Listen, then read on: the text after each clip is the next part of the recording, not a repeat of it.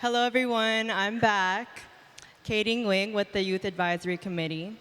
Let us all be reminded that today is Olympic Day. So shout out to all the Olympic people, Olympiads.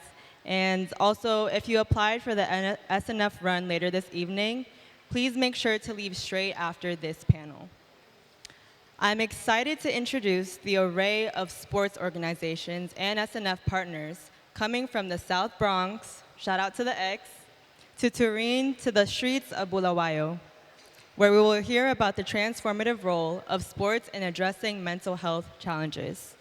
This session will be moderated by Vladimir Borkovich of Common Goal and one of YAC's very own Ntombi Ngube. Please help me welcome Sharon Cohen, David Evangelista, Tommy Clark, Miriam Dow, and Andrew So. Please clap it up.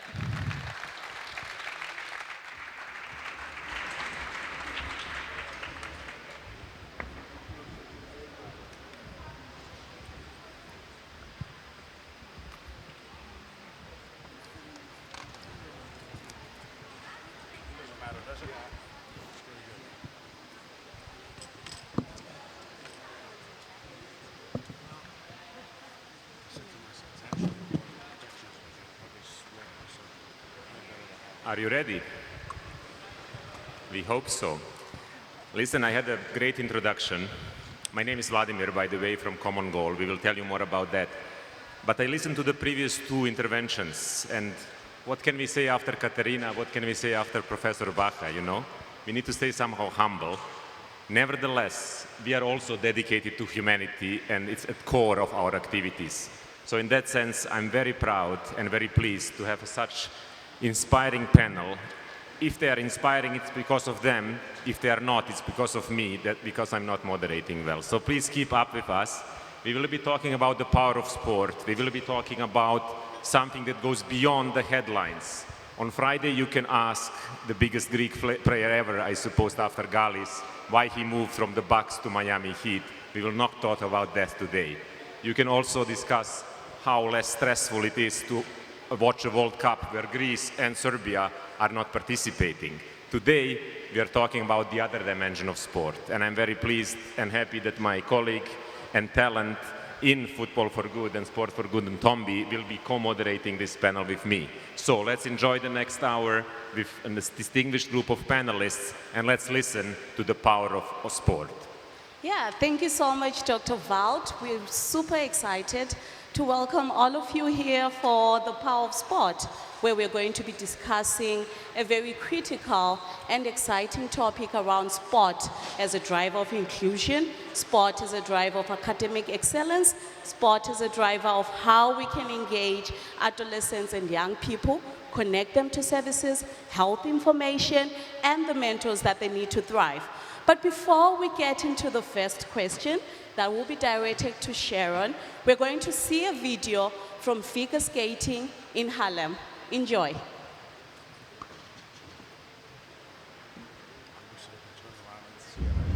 Please welcome figure skating in Harlem. They're gonna see brown girls on the ice like they've never seen us before. The energy is crazy. The girls, they're competing, but then they'll go to our academic center. They put in extra work. We have so many eyes on us this season. Connect, connect! And we're just at the beginning of all these culminating moments. You'll be going to South Africa. When we're at competitions, we represent Harlem. That just made me want to go even more. Being on a team with people of color is very different. It's a lot of pressure. We're getting ready for their biggest competition. We're hard on you because I know that you guys can be great. I'm still here. There's a lot going through my head. I'm hoping that I get my solo. Come on in if you're auditioning. It is a mental game. Things can be overwhelming for these girls. But the sisterhood and friendship brings out the power. No one realizes how much work goes into being a figure skater. All you gotta do is believe in yourself. I'll never give up. because we all get back up. I'm still here. It's so heartbreaking that the season really is coming to an end. I'm gonna miss all my friends. But we've grown and we've impacted other people. That's crazy. Do you believe that you're magnificent? You did a lot of work for this moment right here. When we skate on the ice, we make a statement. We are girls of color, and we're powerful. Knock, knock. Who's there? Interrupting jellyfish. Interrupting jellyfish.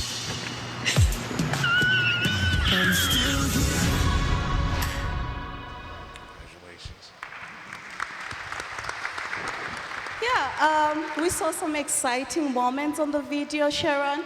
And my first question to you would be, can you describe how you utilize sport as a platform for education and leadership development? Well, good afternoon, everyone. It's a pleasure to be here with all of you. And I want to thank the Stavros Niarchos Foundation for bringing us together. First, before I start, I want to say how incredibly proud I am of the girls of figure skating in Harlem who are part of this 5-part docuseries that's streaming on Disney, as you could tell. They have just tremendous courage to be part of this project, and I hope you'll watch it, because speaking in their own voices, they can say more than anything I could possibly say to you today. So when we think about the power of sport, generally we think about elite athletes, and in figure skating and ice skating, the Olympics is the pinnacle, and we're here in Athens, so I thought it was fitting to mention that. But at figure skating in Harlem, in our organization, we see the power of sport from a completely different lens. We're the first organization in the world to provide access to the elite sport of figure skating to girls in underserved communities across New York City. And we do that not just by using sport, but using education and leadership opportunities to build what we call champions in life. And so there's one person that gets an Olympic gold medal, but we believe in the possibilities of so many more young people becoming champions in their own life. So sport for us, it's not a destination, it's not a goal. Sport is not even a platform, it's a springboard from which our students can achieve off the ice, in the classroom, and in life. And you know, we took a bet very early on at the beginning of the organization that skating with leadership and education, that trifecta would be very powerful and have enormous impact. Well, the beginnings were more than 3 decades ago, and as a founder, I can tell you, I was a former competitive figure skater and had no idea that we'd be going on this journey. But as a journalist in New York City, I heard about some girls in East Harlem that wanted to figure skate. They were being introduced to ice hockey from the Princeton and Yale women's ice hockey team in the early 90s, and that was really unique and different. And I just called to congratulate them, and they said, the girls don't want to play hockey, they want to learn to figure skate, would you teach them? So what I saw when the girls got on the ice was not a lot different than the life lessons I learned as a competitive skater. For example, skating teaches you to fail. You fall and you fall and you fall until you get up. And as many times as you fall, you get back up. So you learn perseverance and discipline, and you learn determination. And so the girls were growing before my eyes in just the first few weeks. And what happened was more and more girls wanted to do this, and their parents saw that inside of them they were developing this confidence. And this confidence wasn't just on the ice, it started to infuse the rest of their life. So long story short, the parents insisted we start our own organization, but they wanted to make sure that education was first. Because all these wonderful life skills that skating offers is really, the life-changing trajectory happens in education. So for us, education became the heart, and skating was the hook. Now, we did this intentionally so that we set high expectations for our girls, giving them academic support, teaching classes in financial literacy, in communications, in STEM. Well, the question is, did it work? 3 decades later, the proof is in the pudding, and I can tell you, we have 1,500 alumni. All of them have graduated high school. The vast majority have matriculated and gone on to college, received degrees, and I promise you they're working in every single field. Medicine, as we just saw, law, design, the arts, corporate America. And this sisterhood was like a ripple effect. It went out. But it wouldn't have happened without combining sports with education and leadership. And I can just say real quick, there's so many individual stories, but our sisterhood, they come back because the skating was so powerful, and they teach the students who are currently in the program. So I have a coach who's doing medical research at NYU Langone, also in New York City. And she said, I have a very tight schedule, but can I coach for you? And I said, absolutely. We have a student, Florence Ngala. She's one of the most acclaimed photographers on the Forbes 30 Under 30 list. She's the first Black woman ever to photograph the Met Gala for Vogue. And she's still skating and still coming back through the program. And I'll leave you with this. I know it's a long answer to a short question, but I'm going to leave you with this. Sherry went through the program. She was with Goldman Sachs for 12 years. She's now an executive at RBC and is the treasurer of our board of directors. And she's leading our next big initiative, which is to build a skating, education, and leadership center right in Harlem. So we're so proud of all of our girls under this model of sport as a springboard. Thank you. Yeah, incredibly inspiring, and we just started. Sharon, just a follow-up question, short question for a short answer. Very short. How have you ensured inclusion amidst all these challenging misconceptions also? I mean, figure skating in Harlem, probably most of us would think, how do you manage this? Well, we didn't ask for permission. We didn't wait for an invitation. It started with the girls. It started with a hunger and a desire to try something new that they hadn't experienced before. So just start. Just start. Remember that. Thank you, Sharon. Thank you for sharing these deep insights and also touching upon the issue of inclusion. We would have not a better person to join us than David from Special Olympics to tell us about inclusion in sport and through sport. Before that, we will again watch a short video.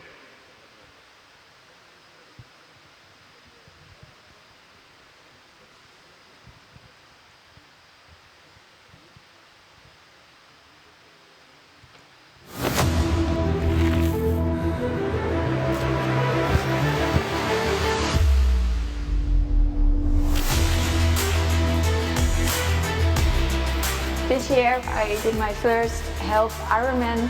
Yeah, I'm very proud of it. People said always, you know, you guys, special athletes, you are too dumb for do that. That's not true. This is Special Olympics.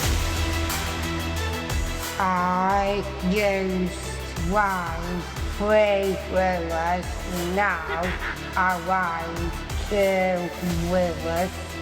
It's a pleasure for me to show my talent and best I can be. This is Special Olympics.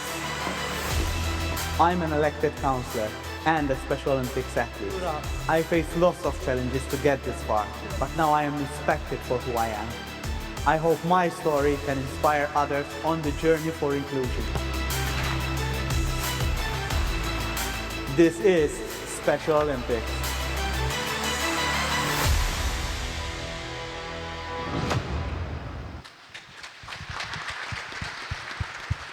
Yeah, often images speak more than words, but David, turning to you, how do you use sport as a tool for inclusion, as a catalyst for inclusion at Special Olympics? Thank you very much, Vladimir, and to everybody. Before I get started, if I may, I don't know if this is kosher, but today is Olympic Day, and we have a number of athletes of Special Olympics, Khalas, with us today. Can I ask the athletes of Special Olympics to please stand and be recognized?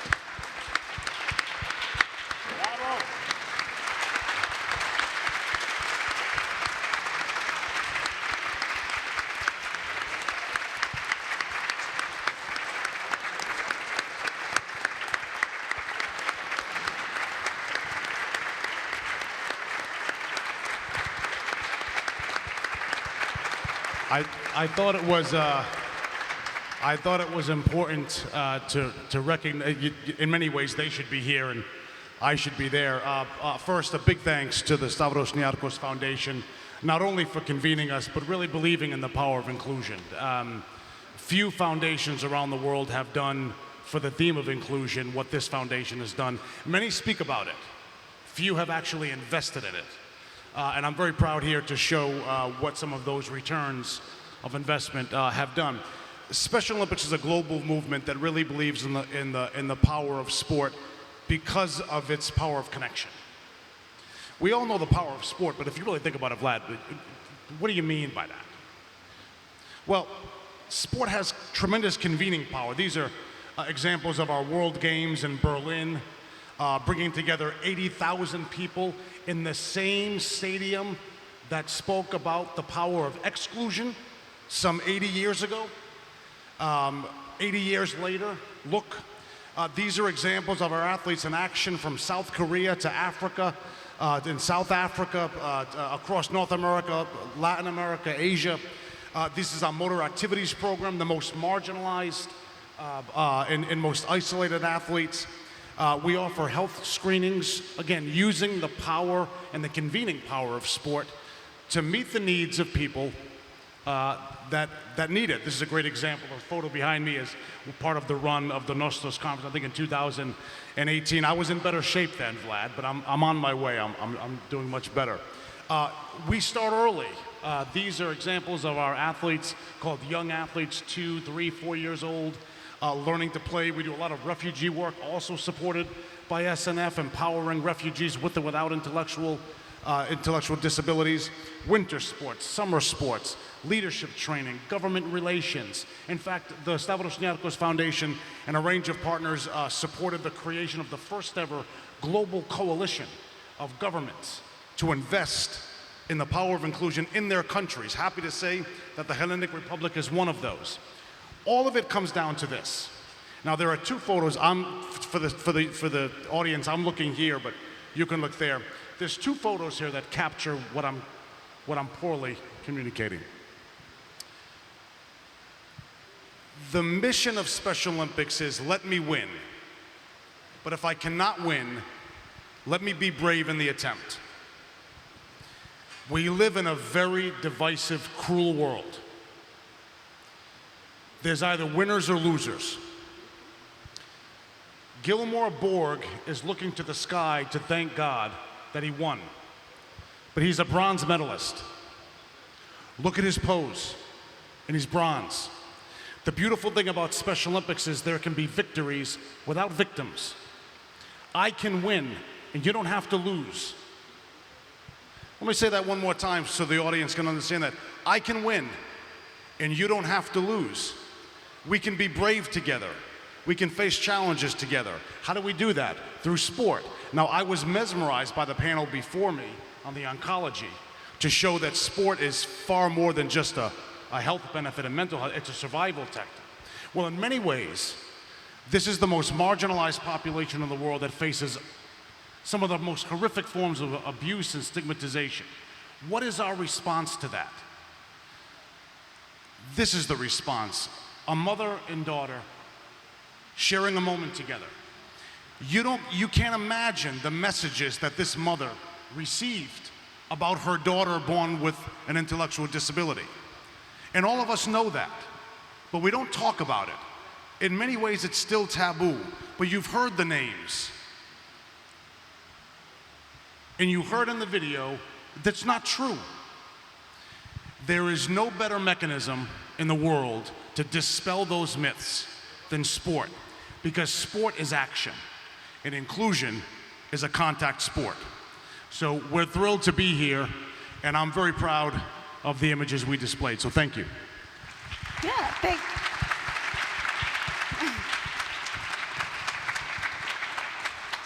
thank you so much, David, for sharing. And I think you have a lot of proud moments, but just to find out from you, what are some of the proudest moments of the work that you do, particularly with the mission of inclusive sport that you have? I had this question in advance of the panel, and I still am daunted by the need to respond. I guess there would be two things I'm most proud of. And I guess, and this is not scripted, both have a lot to do with this foundation. In 2018, the Stavros Niarchos Foundation committed to helping Special Olympics expand the embedding of inclusive sports in schools. This idea that inclusion is something you can also learn. It's not just, are you inclusive or not? Youth today go to school, and part of their academic curriculum is inclusive sports. So they go to chemistry, they go to social studies, they go, they do all of these different courses, and you also have unified sports. We started in 9 countries. The Niarchos Foundation allowed us now, we're in 65 countries. We're engaging hundreds of thousands, millions of youth without intellectual disabilities. The athletes you saw are the teachers of inclusion. It's a classroom, and I'm very proud of it. And I know I speak for an entire movement. Any one of you who have a chance to go to a school, thousands of schools in this country are unified schools, and you can thank this foundation for their support. A second one that I'll mention here, and I hope he's here, Gerald Mbale is one of our colleagues from Special Olympics, a refugee, who helped inspire and create Unified with Refugees, which is a program that Special Olympic athletes will invite refugee youth to simply play. We all know, and we've seen the images, we've seen the stories, refugee youth have tremendous challenges, from social integration to employment to education to health. Special Olympics, through the leadership of our athletes, simply extend a hand, come play with me. It is a simple invitation, but a powerful impact. And so, we're a big movement, 191 countries, 5 million athletes. Tough question. Those are two of my most proud moments. Yeah, thank you so much, David, for sharing how you use sport as a driver of inclusion and also excellence. I'm going to turn it over to Tommy, and this one is quite very special to me, as I am a beneficiary of grassroots soccer's programs at a participant level and also at a coach level. But before we get to the first question, Tommy, we're going to play a video that is going to show some impact that grassroots soccer does.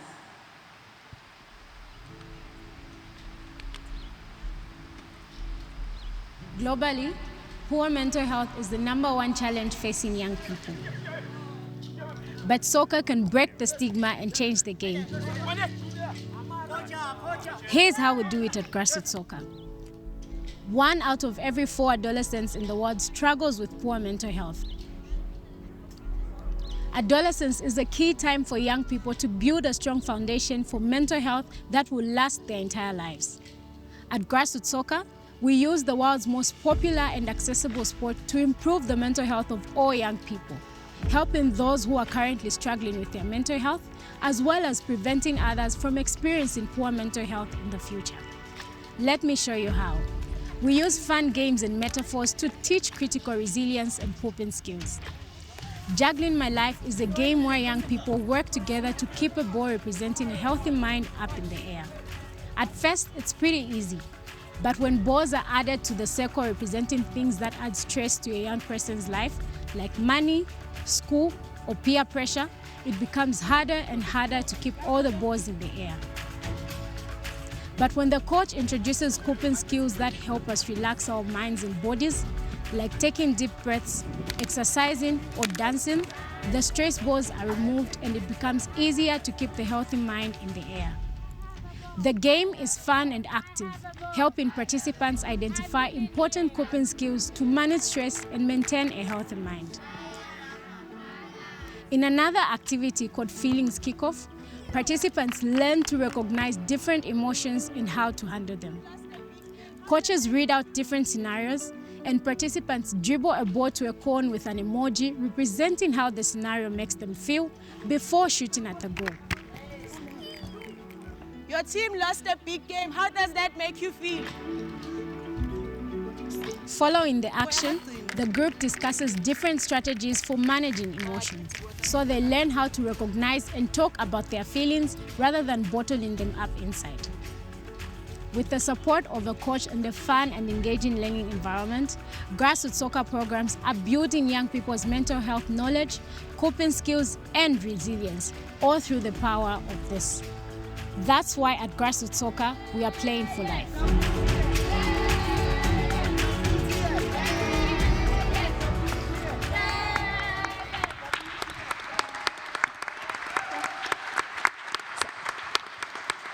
Thank you so much, everyone. And Tommy, my first question to you is, can you describe Grassroots Soccer's founding story?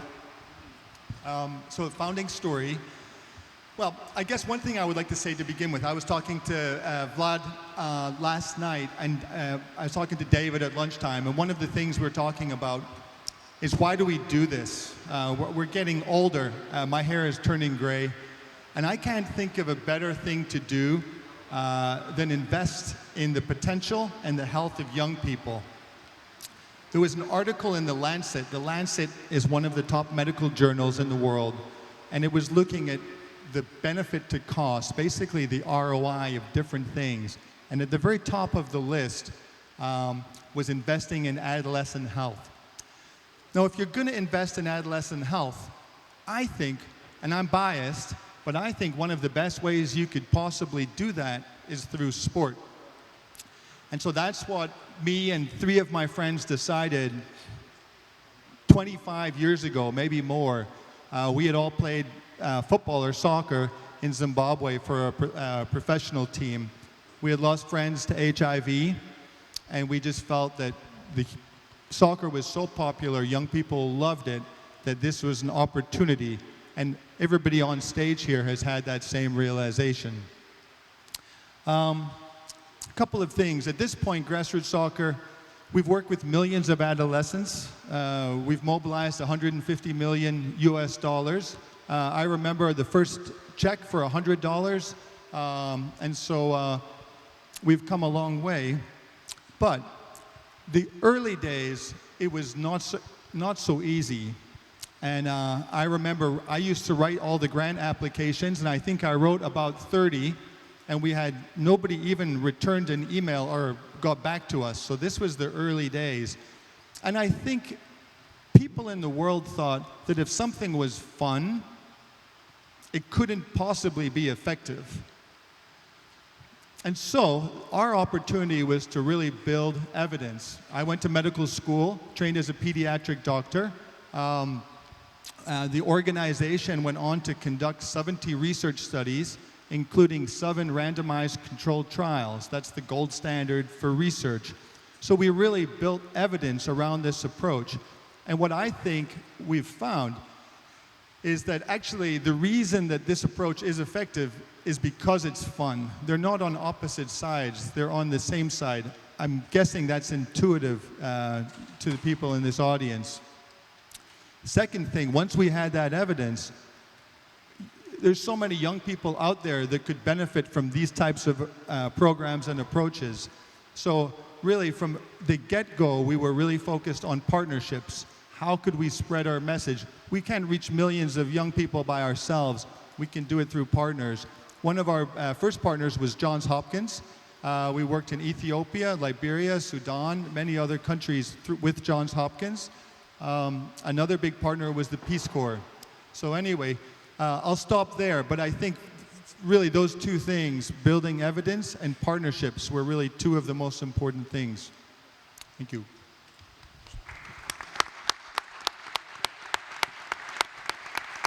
Thank you, Tommy. Thank you, Tommy. And let's just follow up briefly. Other panelists talked about sport as a catalyst for inclusion, academic, leadership, different other aspects that can improve lives. You started as an HIV/AIDS awareness organization, so to say, but you then turned also to mental health. Can you give us a bit of insight into that interconnectivity?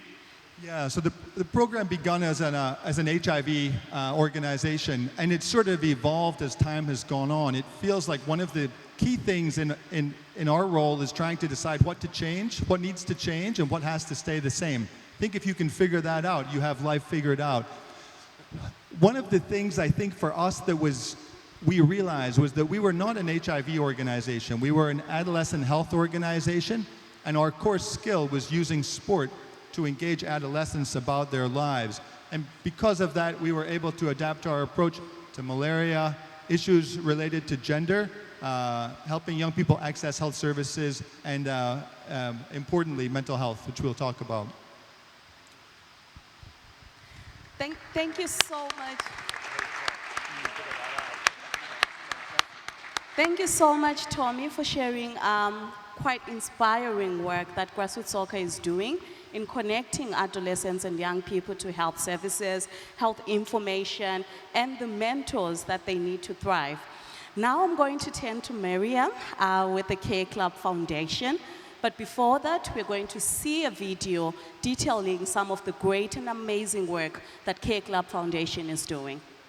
Every day in Bamako, many children face poverty, limited opportunities, and an uncertain future. At Care Club Foundation, we use soccer as a powerful tool to change lives. For many children, the dream of becoming a soccer player inspires them to leave the streets and join our program. Through sports, we provide a safe environment where they can learn discipline, teamwork, and confidence. But our mission goes far beyond the game. We encourage every child to stay in school and pursue an education. So we started Care Club 3 years ago. This is our 3rd summer camp.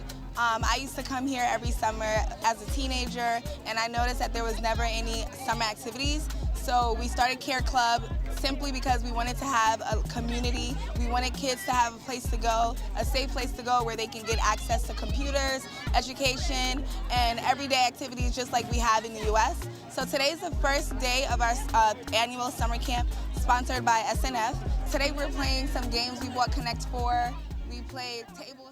With the support of our partners and donors, we help enroll children in private schools, provide school supplies, and support their academic journey. Because we believe that every child deserves the opportunity to succeed, both on the field and in the classroom. We are especially grateful to the Stavros Niarchos Foundation, SNF, whose generous support helps make this life-changing work possible. Together, we are building futures, creating opportunities, and empowering the next generation of leaders. Care Club Foundation, changing lives today, building a better tomorrow. Join us and help every child reach their full potential.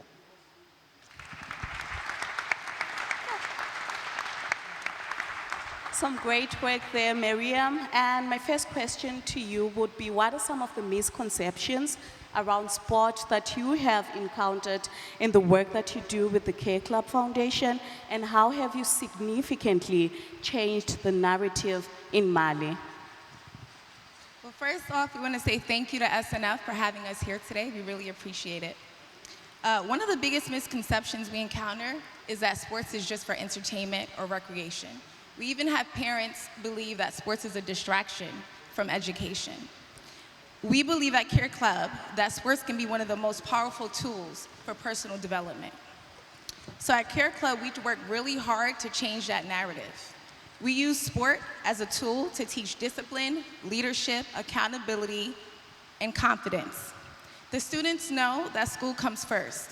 So when we start to see a decline in their grades or maybe attendance becomes an issue, then their team may be at risk. Their spot on the team may be at risk.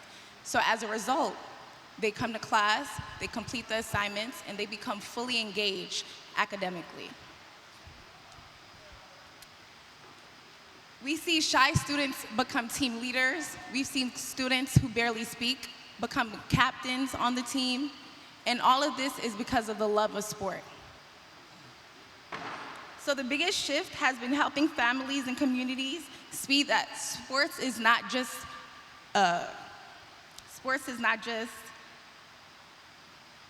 for education. It's not a distraction from education, but it can actually be a pathway to education. Thank you. Thank you, Mariam. Previous panelists talked about sport as a significant driver of inclusion, excellence, behavior change. How do you use it to connect youth to positive environments and also to global connections? I know there is a group also from Mali. Maybe we say also a big applause to you. Welcome. Bienvenue.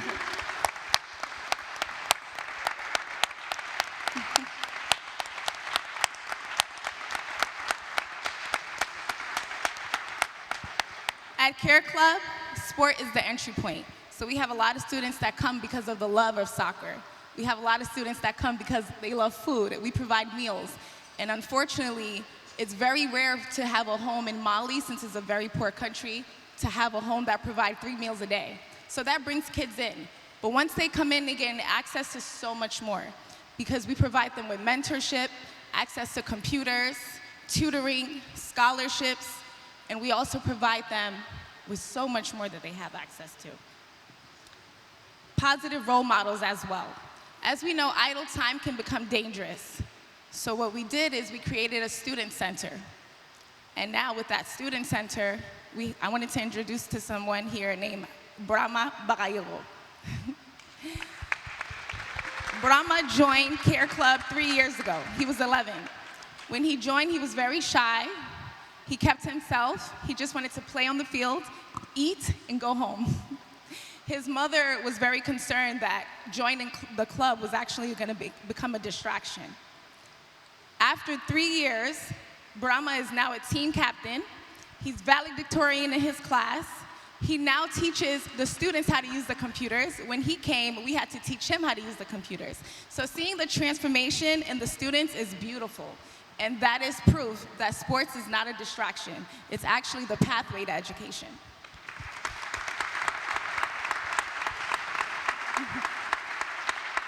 Thank you, Mariam. Thank you also to Care Club Foundation for showing us how discipline, how structure and sense of community can really be shaped by sport, but also how sport then can change the community.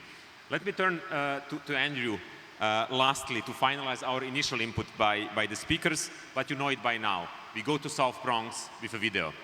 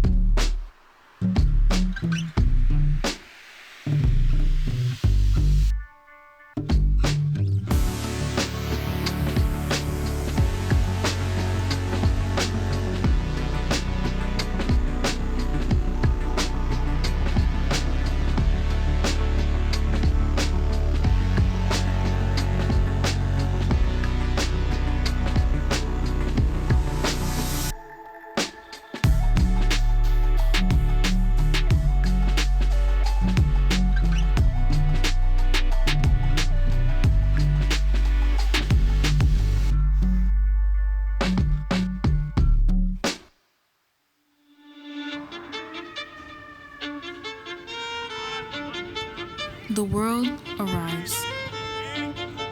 A once-in-a-lifetime opportunity, they say. To share our culture, our neighborhoods on the global stage. As if the world hasn't been looking this way. We're not waiting to be discovered, and we don't need to be told what this moment means.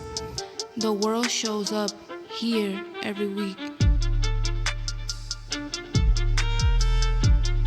Kids will find belonging, not inspires confidence. Families whose passion brings generations together. Our game is heritage. It's opportunity. It's for everyone.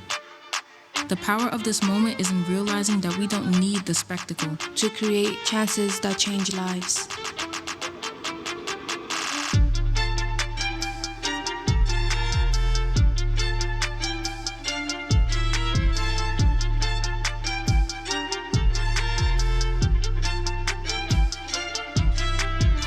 The world celebrates together every 4 years, and every day, South Bronx United uses soccer for good.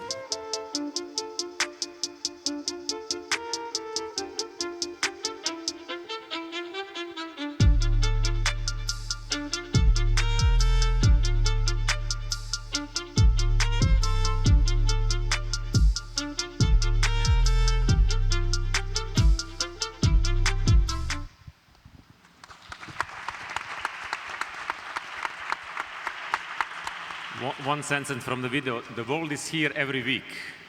Andrew, we had probably similar questions here today because, as you can imagine already, and you can see the proof, we are believers in sport here at this panel and this stage. Nevertheless, a totally different context, South Bronx, how does it work?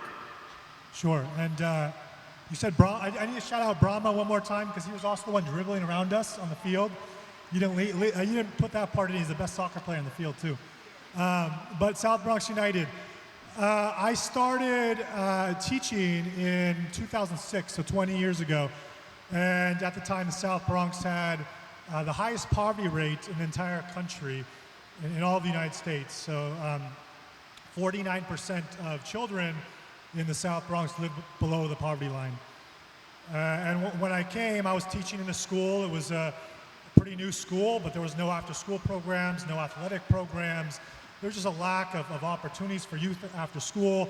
They were getting in trouble after school. They would hang out on the streets, and I coached a few different sports, but soccer was my passion. I played a lot of soccer growing up, and I wanted to bring soccer to the school and to the community. We had some kids that never kicked a ball before.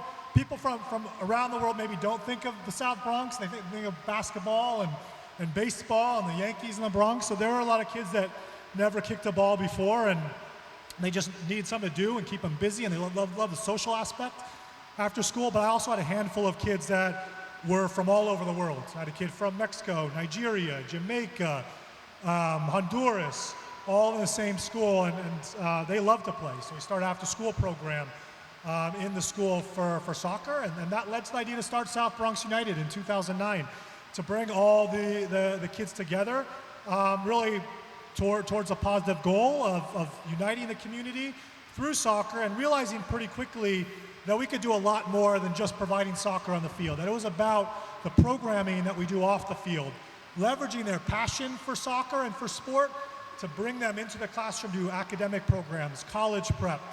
Over a few years later, we added immigration legal services to provide immigration relief to youth and their families.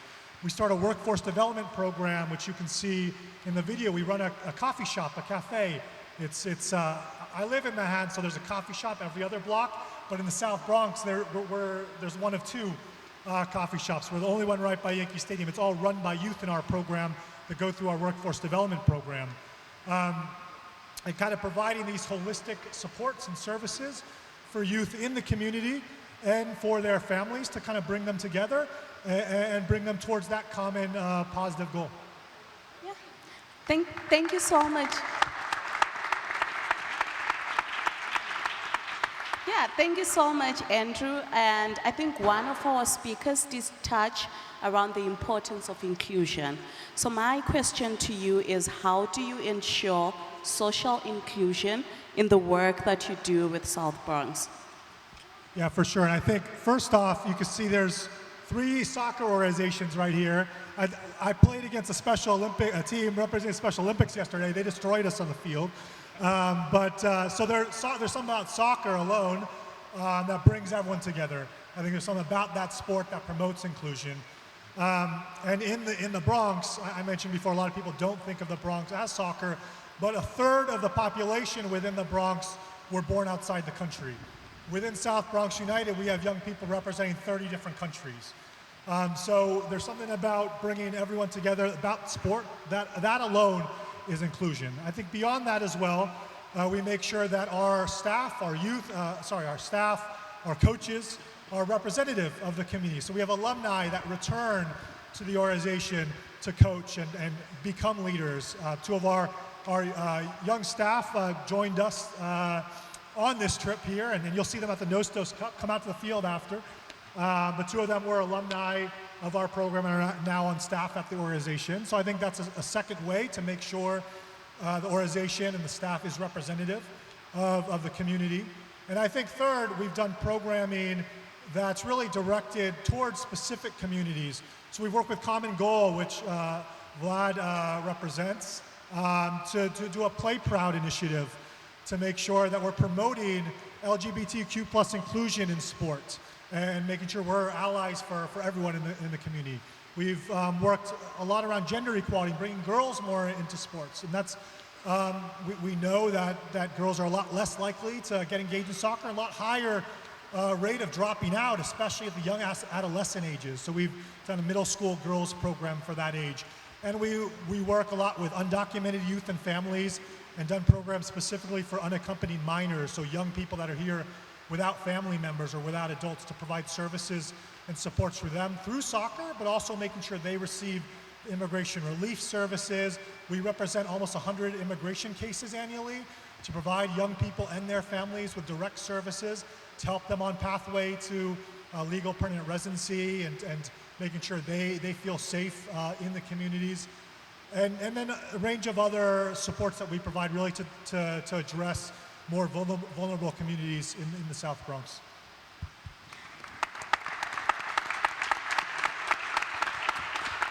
Yeah, thank you so much, Andrew, and what an inspiring discussion around how sport can be a driver of social inclusion. And for my last question to our amazing panel, I think we have talked a lot around successes today. I would want to find out from each one of you around the challenges present and challenges ahead, and how you have been working proactively to solve them, and what will be your suggestion to the beautiful people that have attended today's session. I'll just say I feel totally outnumbered being a non-soccer program, but ice skating and figure skating is a sport, and it's a very difficult sport, and it's a high barrier to entry because it's so expensive. But if I could say, the good thing about soccer, I would think, is that there are fields, and in urban communities there are very few ice rinks that are enclosed and year-round. So having a facility where we can triple the number of girls we serve and combine it with education and leadership, that's our dream, and it's something we're on the way to achieving. So I would say we're on that. I think many of us probably share the same types of challenges. We all represent NGOs, if not 501c3s. So I could go down the standard route of, financing, staffing, all those things. Let me share a bigger one. Everyone can take out their phone. You can use that antiquated device called a TV. You may even want to, if you can find one, buy a newspaper. Look at the world. It's completely divided up. Left and right, north and south, us and them, with difference. Keep you here, and I'm going to be here. You know, you yes. How much of the world's challenges could we fix when we fix inclusion? How much residual impact happens when we can see each other as each other? Does climate change get better? Does food security go away? Or does food insecurity go away? Do we have a global economy in tithers? What would happen when Vlad and David are just Vlad and David? Not Bulgarian and American, not East and West, not able, disabled. By the way, what does disabled mean? Forgive me. Our athletes are running marathons. Where's the dis in that? In fact, they're going to be running a 5K this afternoon. The biggest challenge I have is convincing the global community, forget the noise, choose to include, and then see what happens.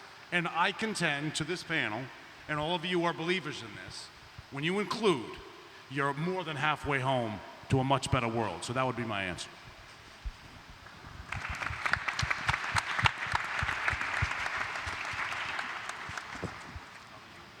Yeah, I'll just repeat what I said before. I think the opportunities are to continue to create evidence for this approach using sport to improve young people's lives. And I think a huge opportunity is how do we get these approaches that are effective to more kids, to millions of kids. So I think that is the opportunity.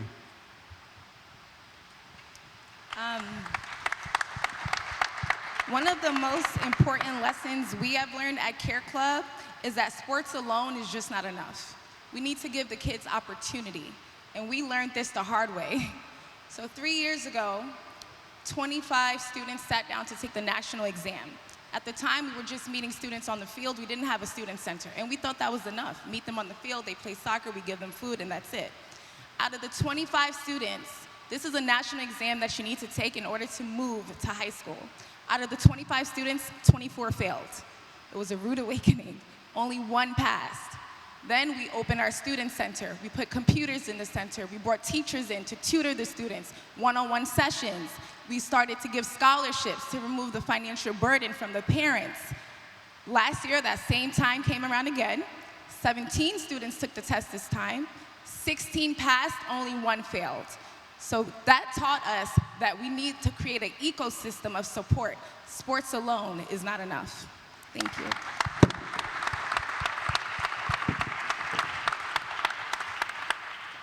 And I'll say two things quickly. I think first, collaboration, partnership is required to make all of this work, whether it's with government entities to get facilities or schools to reach the youth or other organizations and partners. We can't go deep and do the work we're doing without that collaboration. Often, depending where we work, that can be a challenge. Corporate entities and others are bringing the funding. There's so much collaboration necessary. And second, the title of the panel is The Power of Sport, but it's not sport alone, as we've seen. We've seen many ways. We all know how sport can go awry, and we've seen in the World Cup. My first memory is the '94 World Cup and USA beating Colombia, but we know where that ended up. There's a lot of ways where sport can go the wrong way, so it requires us to promote positive youth development, to talk about how we utilize sport for education, for inclusion, for health, to fight poverty in all these different ways. So it's spreading that mission, that world that's not, you can't just put a ball out there or run on a track. We have to think about how we can use sport for positive good and use that across through everyone.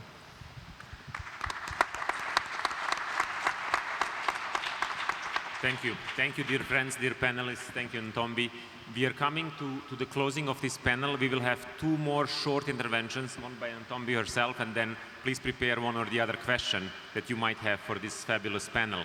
Let me just briefly summarize, and I will do it in my words that you made inspire. Sport is not panacea. It is not like happening like because just we are playing. It's not happening because we are just encountering. There needs to be a meaning behind, and that is what this group told us about. It was a very affirmative panel. We didn't bring anyone to criticize. You can be that. You can tell us, oh, I don't believe in that. Come to the fields, come to the sessions, and try to believe in sport as a powerful tool. On the other hand, you are all here, including us, because somebody invested in us, our parents, our siblings, our grandparents. Every second, every minute, every hour and day count. Do the same. Invest into the children. Invest into every second, minute, hour and day that they can then progress towards a better humanity. And Ntombi, I don't need an applause, but I need a deep breath. Can you help me with that? Oh yes, definitely. And thank you so much everyone for joining us for today's panel discussion around the power of sport. And in closing, we're going to close it off in style because we know we're going to be attending some exciting sessions, exciting panel discussions during the Nostos. We also have the Nostos Run, we also have the Nostos Cup, and what better way to close it off with the GRS Grassroots Soccer's inspired secret power breath. So it has 3 easy steps. The first step, we're going to breathe in. When we feel our lungs filling up, we're going to take in that one last breath, and we're going to exhale slowly through our mouth. So we're breathing in through our nose. When we feel our lungs fill up, we're going to breathe out through our mouth. We can give it a try. Okay, let's breathe in. Let's breathe in for everyone, yeah, for everyone. Let's breathe in. Let's take in that one last breath. Let's breathe out slowly. Let's take in another shot. Let's breathe in. Let's take in that one last breath. And let's breathe out. Thank you so much. Thank you so much to our panelists. I'm going to hand over to Kate. Thank you, Ntombi. Thank you all for sharing your lovely contributions to the power of sport. There are 2 ways to ask questions. I think we only have time for 1 question, but if you would like, you could go to the SNF Nostos app and submit a question, or you could raise your hand and we could run a mic to you. Does anyone have a question in the audience? To Boyi, over here.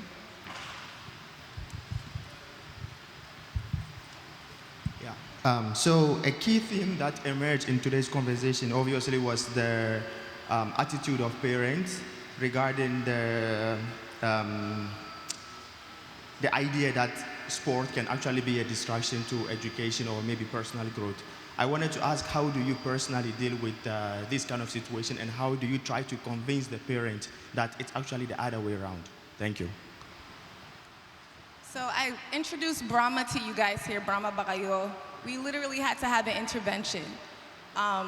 We went to his house, and we saw he came in for a tryout. He was really good at soccer, and he was really engaged. But then we didn't see him anymore. So we started asking him around, asking people in the community. We went to his home. We had to have a one-on-one conversation with his parents because they were concerned he, at the time, was not doing the best in school. So their concern was joining the club is just gonna make him distracted even more. So we had to literally bring in people from the community that they trust, because we go once every few months to Africa, so they had to see people in the community that they're familiar with, that they trust, and say, you know what, let's try this out and let's see what happens. Let's try it out for 1 year. And they start to see real improvements. That first year when the students failed, we thought that was enough. We had to bring in a student center and kind of create a safe space for these kids. Bring PlayStations, extracurricular activities, bring in mentors, bring in the computers, give them tablets, back to school supplies. It was like an ecosystem of different things, and he became valedictorian in his class, which was very important to his parents. And then on top of that, he went from a shy student to becoming a team captain on the team. So I feel like having that support system in the safe space where he could just come in and zone out and use the computers in a safe space with peers and also be their leaders, that's how we eventually got his parents to sign on board. And once one thing happens, people talk. So it just became a domino effect. And then the students just started to come in. The work became less harder than the very first year.